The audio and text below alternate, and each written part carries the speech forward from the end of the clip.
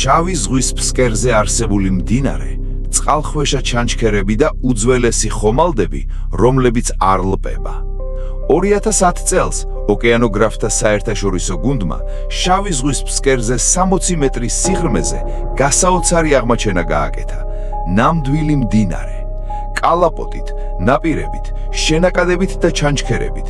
ის ზუსტად ისე მიედინებოდა ზღვის ფსკერზე, როგორც ჩვეულებრივი მდინარე მიედინება ხმელეთზე. როგორ არის ეს შესაძლებელი? საიდუმლო მლაშეობის სხვაობაშია. შავი ზღვა ფენოვანია. ზედა 150 მეტრი შედარებით მტკნარია, ქვედა ფენა კი მარილიანი, რომელიც ხმელთაშორისო ზღვიდან ბოსპორის სრუგეთს შემოდის და ფსკერზე ეშვება. ეს მკვრივი მარილიანი წყალი ბოსპორის ფსკერზე თითქოს ღარში შედის შავ ზღვაში და დინებას ფსკერზე აგრძელებს. ასე კალიბდება წყალქვეშა მდინარე 1 კილომეტრის სიგანის, 35 მეტრის სიღრმის, 4-6 კილომეტრი/საათის სიჩქარის. ზედაპირზე რომ მიედინებოდეს, მსოფლიოში მე-6 ყველაზე წყალუხვი მდინარე იქნებოდა. მისი ნაპირები მიწისგან კი არა წყლის სიმკვრივის სხვაობისგან შედგება და ყველაზე სიურეალისტური ამ მდინარის ფსკერზე ნამდვილი ჩანჩქერებია, სადაც მარილიანი წყალი ათეულობით მეტრის სიმაღლიდან კასკადად ეშვება. წარმოიდგინეთ, დგახართ ზღვის ფსკერზე, თავზე ზღვის წყალია, ფეხქვეშ კი მდინარე მიედინება. ყველაფერი წყალია, მაგრამ სრულიად განსხვავებული. მაგრამ ამ წყალქვეშა მდინარეს ბნელი მხარეც აქვს.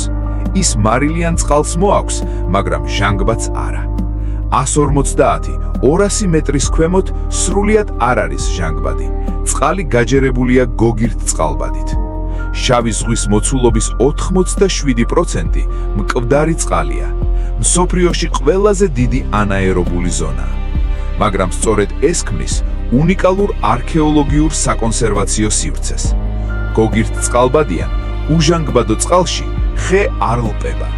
200 მეტრის მეტ სიღრმეზე ასეულობით უძველესი ხომალდი განისვენებს. ბერძნული, რომაული, ბიზანტიური, ოსმალური. მეცნიერებმა აღმოაჩინეს მე-4 საუკუნის ბიზანტიური სავაჭრო ხომალდი. ხის შემოსაბმელი მთლიანია. ანძები ადგილზეა, იალკნის აღჭურვილობა იდეალურადაა შენარხული.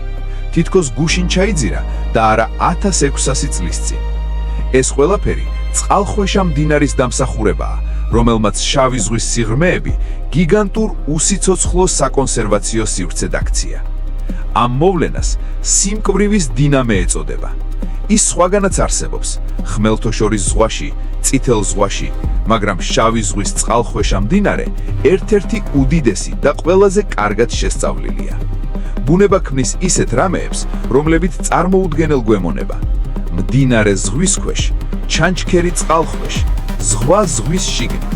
და ჩვენ მხოლოდ ახლა ვიწყებთ იმის გაგებას, თუ როგორ მუშაობს ეს ყველაფერი.